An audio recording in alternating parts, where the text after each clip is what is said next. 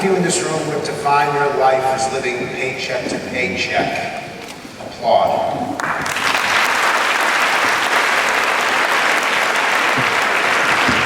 Probably a third of the people in this room.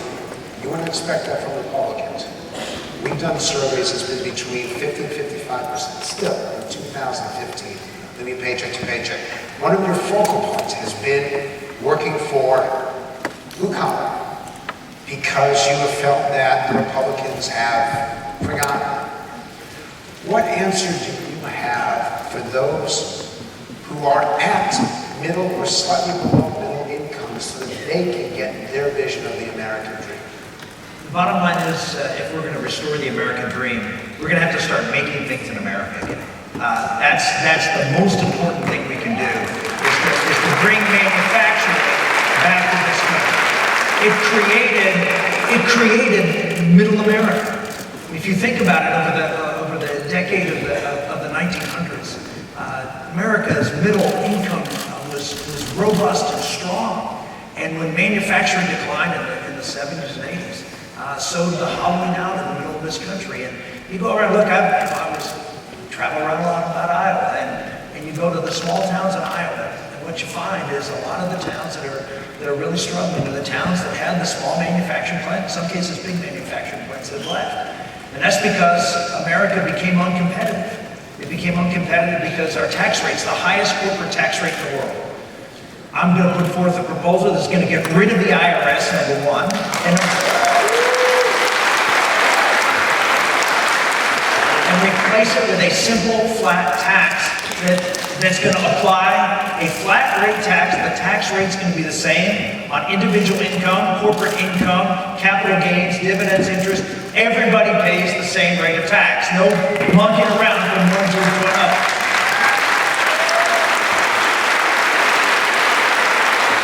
You create a low tax rate, you create expensing for businesses, you create a fair trade system. I'm a free trader, but I voted against trade bills and for trade bills.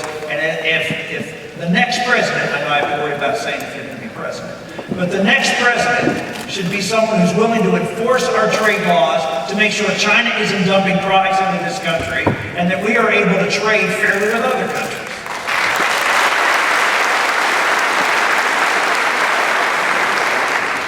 There's one aspect of your candidacy that is unique. You support, to some degree, an increase in the minimum wage. Yeah, all of my ideas are centered around what we can do to help those who are being left behind by both political parties.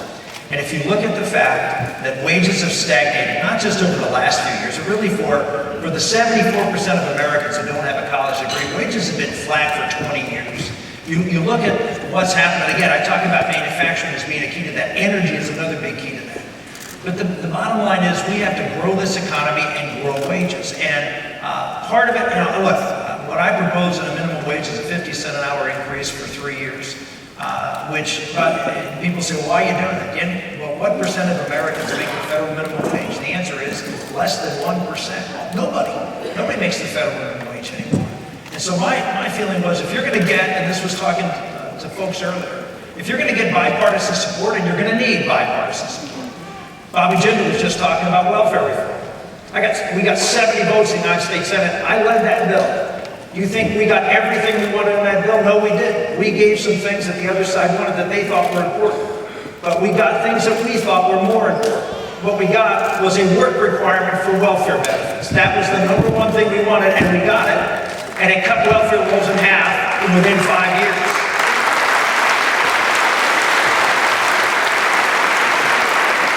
So if you want to get bipartisan bills, you have to have things that are going to be supported by both sides. And so what I'm putting forward is, okay, I'll put forward a modest increase in the minimum wage. You give us getting rid of the IRS and cutting taxes. You give us regulatory reform that we need to be able to get that done. You give us immigration reform. This is another separating out from what everybody else is talking about. I know you have some people who are talking tough on immigration.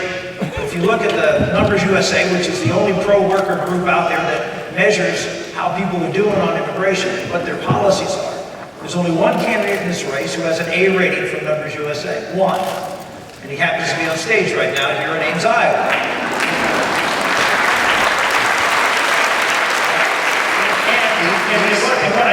right there is it's not just tough on the border. Look, I introduced a border security bill back in 2006. And to put the fencing up and the folks on the border to make sure the border is going to be safe and secure. But it's also about legal immigration. Over the last 20 years, we've seen 35 million people come into this country legally and illegally combined. Over 10% of the population of this country has come in just over the last 20 years. We have more people living in this country who were not born here than any time in the history of this country. And you can say, well, that's a good thing or a bad thing. That can be good, it can be bad. But we have to look at it, what is in the best interest of American workers? What are we going to do to get those salaries up? And what we've seen is the vast majority of the people coming into this country are unskilled workers competing to keep wages down. And what I'm proposing is we need to hold the line off that and stop illegal immigration, but also reduce legal immigration of unskilled workers by 25% so we can bring wages up in this country, and that's really going to make a change.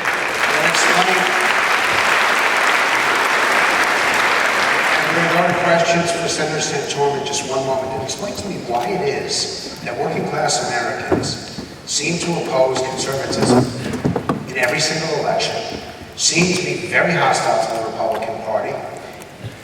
There's a problem there. What is it? I wrote a book, Blue Collar Conservative, last year. And one of the reasons I wrote a book, at the end of the last campaign, you may remember I ran 4 years ago, and at the end of the last campaign, I was shown a survey by one of Mitt Romney's pollsters. And he showed me a survey from the last state that I was supposed to be running in before I dropped out in April of 2012. And he said, we saw this in every single state. He said, we started to ask a question because we saw the exit polls always had you running way lower than what the final number was. And so he showed me the survey, and he said, I started asking the question, not only who are you going to vote for, but when are you planning to vote? And this state, which happened to be Pennsylvania, said that if you were going to vote before noon, I was winning by 5. If you're going to vote between noon and 5 o'clock, I was trailing by 4. If you're going to vote after 5 o'clock, I was up by 21. Who votes after 5 o'clock? We were connecting to working men and women. Why? Because we were talking about them. And we weren't just talking about them like people come up on stage, you'll hear a lot of, we're going to help the work. We had policies and plans. So when you paint a picture of the future of our country, when you talk about how we're going to get people back to work, they're concrete ideas that people can say, oh, I see me in that picture. The problem with the Republican Party, I'll give you an example during the convention in 2012, I was privileged to speak at that convention on Tuesday night. And about an hour and a half before I spoke, I was backstage with all these people, and they all were coming out one after another before me. And they were small business people.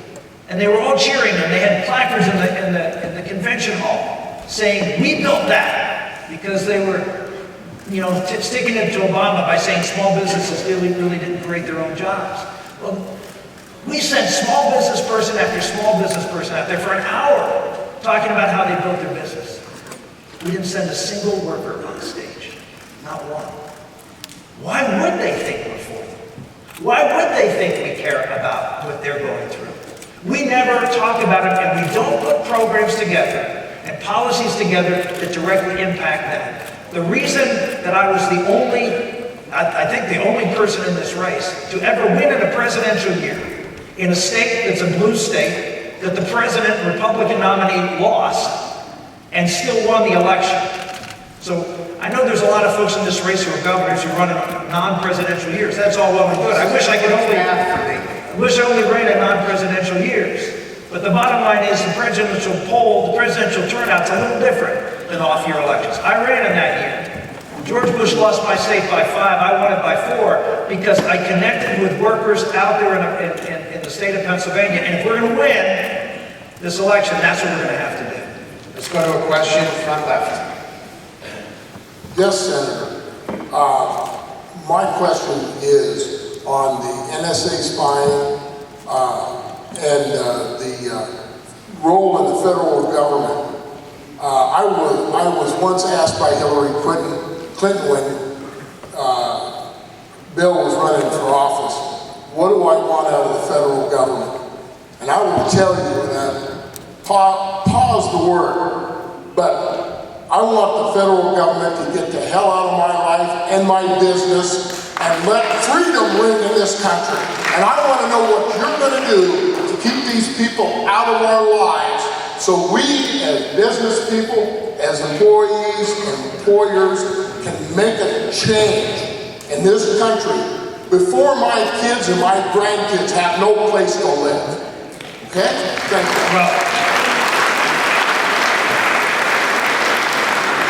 one of the things that I pledged to do, I pledged last time I ran, I'll take every single regulation that's been passed by President Obama. Everything he's done with a pen and a phone, we can repeal with a pen and a phone. The first day I'm in office, I pledge to you, every job-killing regulation, every single one will be gone day one and will be changed over the course of our administration.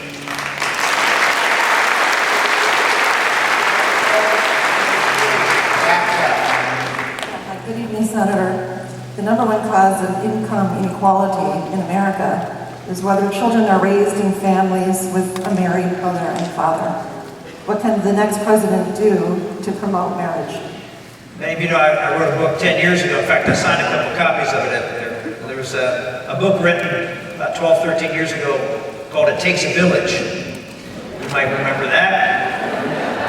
Well, a few years after that was written, I published a book called It Takes a Family, because that's what it really takes to raise kids in America.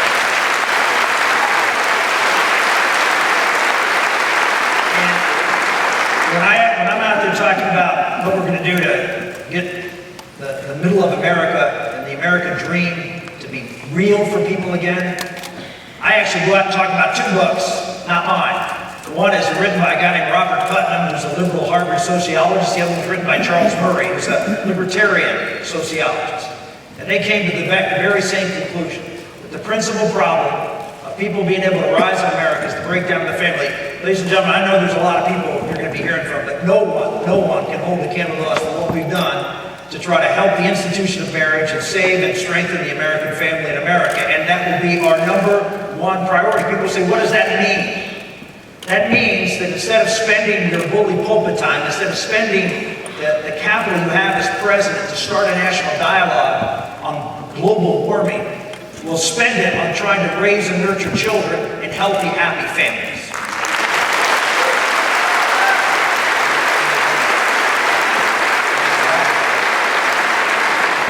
This has come up several times today. Is that all there is, or is that enough? Well, the next president, you said use the bully pulpit. Anything else, or does it stop there? well, as far as using the bully pulpit, is helping the family. Helping families. As president, what does the next president do? Well, there's two things. First, let me explain what I mean by using the bully pulpit. I use an example of an organization called First Things First that was interesting enough started in Chattanooga, Tennessee. And they realized that they had some of the highest divorce, highest out-of-wedlock birth rates, highest children growing up without a father in the home. And they did something about it as a community. And they didn't pass a single government law. But what they did is they rallied the churches and the schools and the businesses and community groups, and they came together to emphasize the importance of marriage and the importance of staying together. Businesses actually starting benefits. I was just there recently. My business told me that they actually provide marriage counseling as a benefit, as something because of that program. If you think about the importance of family, not just for the health of the family and the health of children, but for the health of our economy. We cannot have a healthy economy unless we have healthy families. Why? Because families are the smallest of the small businesses in America. Every family is a little small business, and when they're broken, when they're not doing well, we're not going to have a strong economy. And so if you can have a president that says to all the corporations in this country, we need to have as one of your focuses, supporting and strengthening people in your workplace with their families. We need to say to schools, talk about the importance of marriage and the importance of marriage and the responsibility of fathers. So yes, that's a very big part of it. It's not anything government does that's going to fix big problems like that. It's what you do in America and what you're incentivized and put on your heart to make a difference. The second thing I would say is, there is something the government can do. When I was in Wisconsin 4 years ago, I was told by a state senator that if you're a single mom and you have 2 children and you're earning $15,000 a year, you're eligible for $38,500 in welfare benefits. If you get married, you lose them all. The federal government, the state government, is the principal impediment for single mothers who want to raise their children with the father, not to marry the father of their children or someone else who happens to be wanting to do that child's job.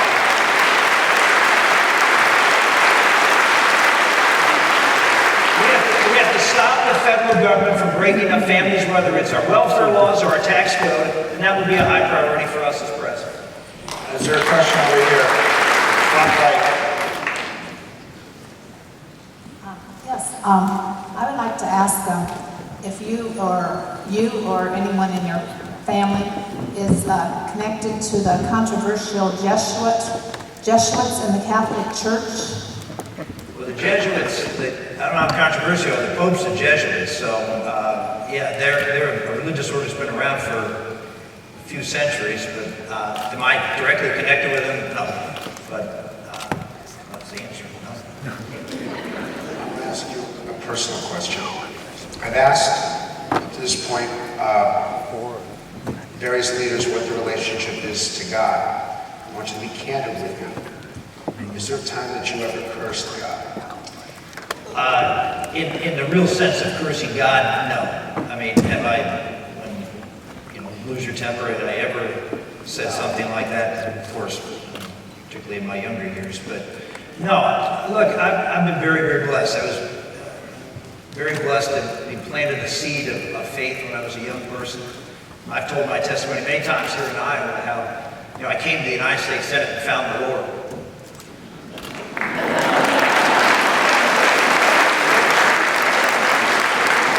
Most people don't think he lives there, but he does, and we need more of it. But the answer is no. I really do feel like I've been blessed my entire life, even though I can't say I've had an easy life. We've had our struggles, but I've always felt that seed that was planted by my mother and father about the importance of faith and relationship with Jesus Christ is there is no room for despair. I mean,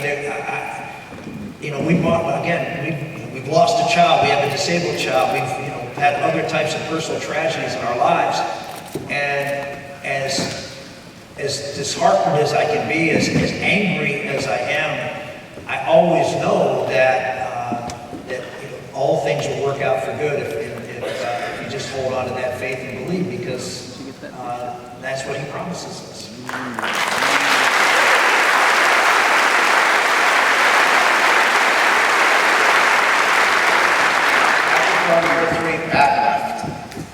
Hi, Rick. I recently became aware that large amounts of money have been taken away from the Teamsters who are retiring. They've been notified that this will start in September. I recently saw a notebook this thick of expenditures by the government of their retirement money for all over the world, all kinds of crazy things. They tried to go to the railroads first, but these guys were on the ball and they stopped it. But it's already gone through with the Teamsters, and they have lots of other retirees in mind after that. What can and would be done in a Republican presidency? Well, first off, I apologize. I'm just not familiar with what you're speaking of, and clearly, if it is a Teamsters fund, is a private pension fund, and the federal government should have no right to go in there and take anybody's private pension funds, whether it's a union, a corporation, or even or the like. So, all I would say is, if something like that happened, it wouldn't happen it shouldn't happen under a Republican president. So I have to ask you, what should be the role of unions in the next presidency? I believe in free markets, and that means the opportunity for everybody to go out there and compete for work, and for people, if they want to go out and compete, to organize and unionize. But what we're not going to do is stack the deck in favor of unions, and that's what the president is trying to do for a long, long time. We're not going to do that.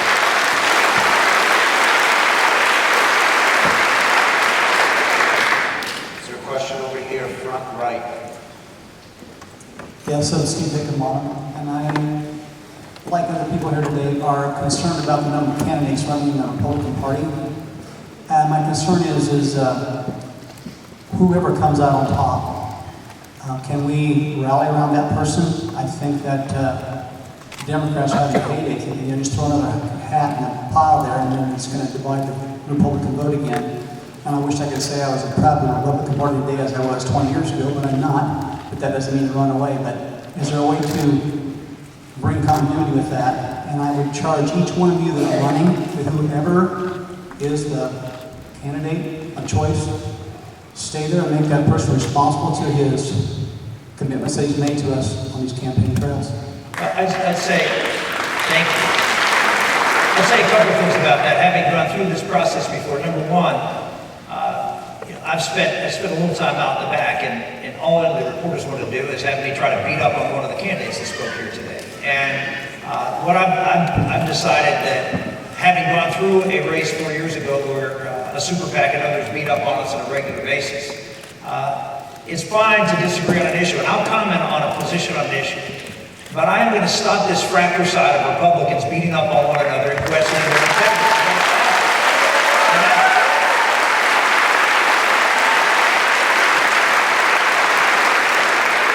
You can have a disagreement on policy, and you should, and we will, and, on immigration and on taxes, and those are all fine.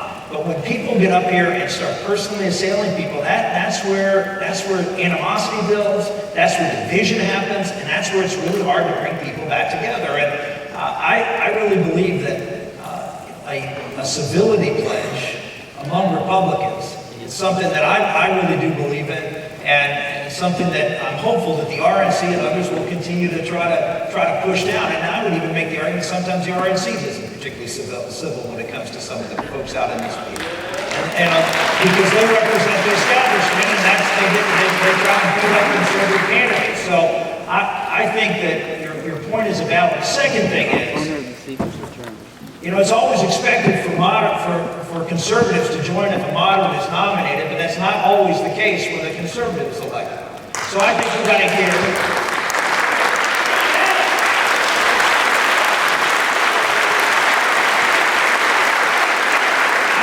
I'd like to hear from all these big super PAC donors the same question that they ask conservatives all the time. Will you go along no matter who the nominee is? And if the answer is a no, then they should put their money away and quit beating up on conservatives and let the people of this country elect who they want to elect.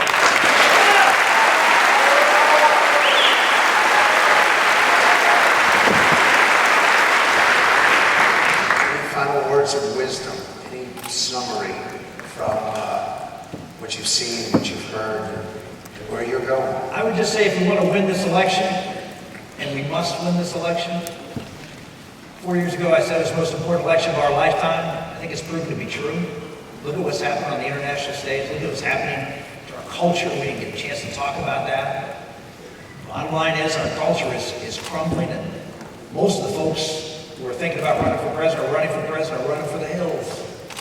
Very few are willing to stand up and fight because it's just getting so toxic out there. We need to have a leader who's willing to stand and fight for the principles that made our country great, because if we don't, then what's the point of winning? If we don't have a leader who's willing to win so America can win. And if you want to win, we got to win those states, ladies and gentlemen, that run through the heart of Iowa through Pennsylvania. If we don't win those states, which we have not been winning, then we're not going to be very successful in this election. And if you go look at the numbers, the only way we're going to win those states is not turning out more conservatives. That's not, look at the numbers, that's not it. It's turning out voters who stayed home last time because they don't think either party gives a lick about that.